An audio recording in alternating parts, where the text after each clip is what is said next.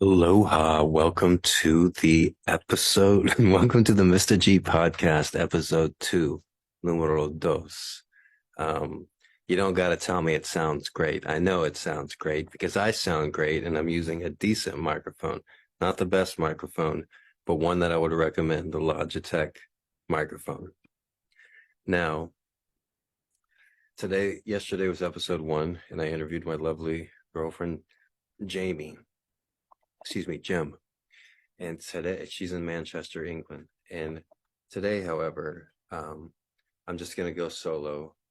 I could interview somebody else, have somebody on the other end, but I'm just, mainly doing this for tech reasons. Every day, there's gonna be a bit of improvement, and as you can see, there's already much improvement from yesterday.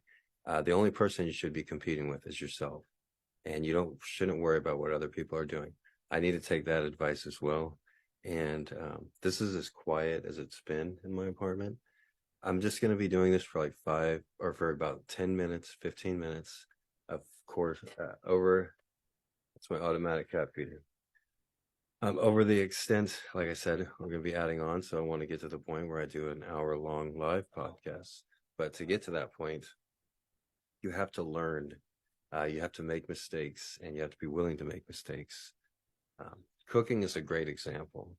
Um, I don't follow recipes when I cook. So if I'm trying to cook a certain type of cookie, like the other day I was trying to cook some Nutella cookies, and the first few batches I had to figure out the amount of ingredients to use, how much flour to use compared to how much sugar, and how much baking soda and everything, and how long I chill the dough. And you take in all these factors, and you do this when you're cooking as well.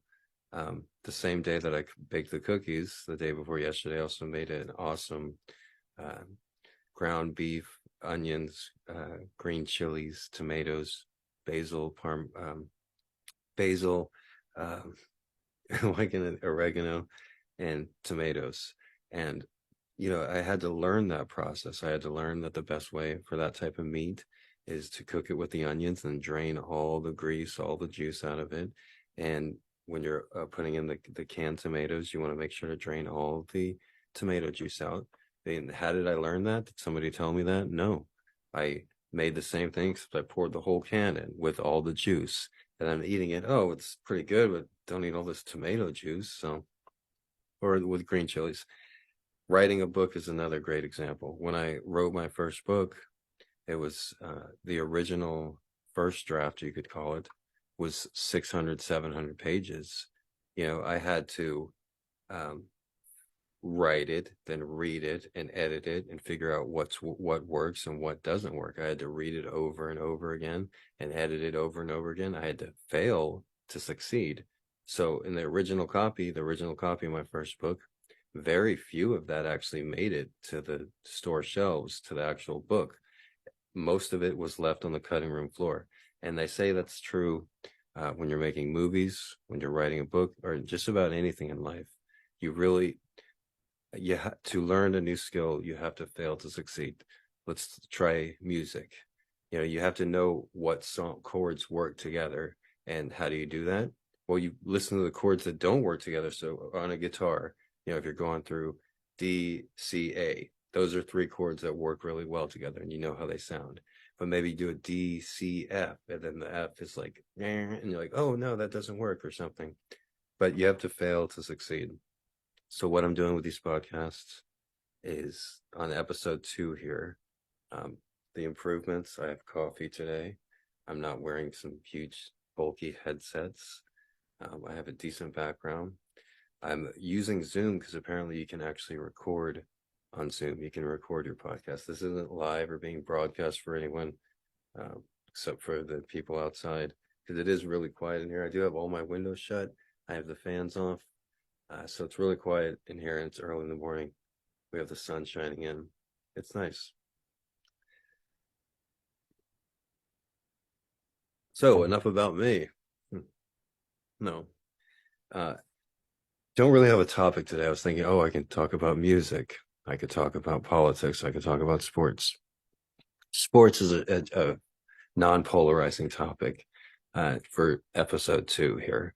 My favorite team, the San Antonio Spurs, drafted what ESPN called the best prospect ever in pro in team sports, and that's a basketball player from France named Victor Wembanyama. I think I pronounced that correctly. So I grew up in South Texas, and my favorite team growing up was the NBA basketball team, the San Antonio Spurs. I didn't really have any other team. I went to the University of Texas, so I cheered for the Longhorns. But the Spurs have always been my team. And as a sports fan, San Antonio is the smallest market in the NBA, and it's one of the largest Christian markets in the NBA. San Antonio is the only professional sports team in South Texas. And I grew up in South Texas. I sold the San Antonio Express News, which has been a sponsor for the San Antonio Spurs for 20 years. And I grew up watching the Spurs in 1989, or even before that.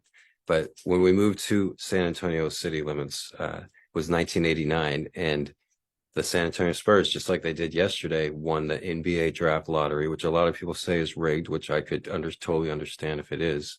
I don't know if it is or if it isn't, but apparently they have all those lottery balls, and they take the worst teams in the league, the teams that didn't make the playoffs, and the team with the worst record has the best chance of landing the number one pick, because the number one pick of all the players coming out of Europe or out of college or even out straight from high school is going to be the best player. Then they draw to who gets the number two pick and who gets the number three pick, etc. And some draft lotteries are more important than others because some draft lotteries are stacked, as they say, loaded with great basketball players. Or there's a superstar player that's just a franchise changing player. So in 1989, the San Antonio Spurs won the NBA draft lottery, and they drafted David Robinson, the 7 foot tall admiral, a former Navy. He was enlisted in the Navy, and so they actually drafted him before that in like 87, but he had to complete his 2 years in the Navy. So his rookie year is 1989, and at the time the Spurs had the biggest turnaround in NBA history. So they went from one of the worst teams in the league to one of the best teams. Since then, that record has been broken. But David Robinson, a great person, a great Christian, a great dude for the community, built literal schools around San Antonio, started the David Robinson Foundation, did great things. And San Antonio is kind of a small market. It's the smallest market in the NBA, but the HEB, the local grocery store, always was a sponsor of the Spurs, and I imagine they still are. And they would always have like little free events for kids to go to, and where the San Antonio Spurs players would go and sign autographs. And a lot of times you wouldn't get like the top players, you'd get bench warmers and stuff. But sometimes some of the top players would go. And me and my brother, we didn't have any money or parents or toys or anything. And so basketball was our thing, and they had these free events.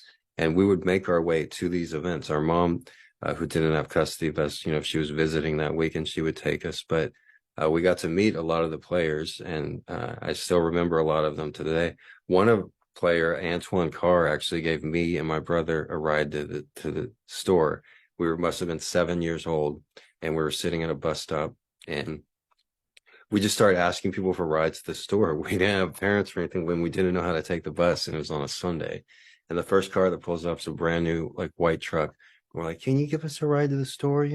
He's like, "I'm going to Albertsons," was the store. "I'm going to Albertsons." This is on the intersection of Thousand Oaks and Henderson Pass, if you want to look it up. And so I get into the cab with Antoine Carr, who's a professional basketball player, but he had since been traded to the Utah Jazz at that time, but he was still in San Antonio because it was the summer, I guess. And my brother gets in the bed of the truck, and we're riding. He gives us a ride to the store, and I'm like, "You're Antoine Carr, huh?" And he's like, "Yeah, I'm Antoine Carr." I bet you he remembers this too. He has to remember to giving two young boys a ride to the store. But that wouldn't happen in today's world, I don't think. That was generations ago. I'm the last part of Gen X, so the millennials have already come and gone. They're out of here, and then Gen Z's wrapping up. So now we got Gen Alpha coming. Oh, no, yeah, those guys won't have an ego. Gen Alpha, what a name, huh? I'm Gen Alpha. Fuck you, kid. Those youngsters are gonna be so much younger than me. It's unbelievable. Get off my yard.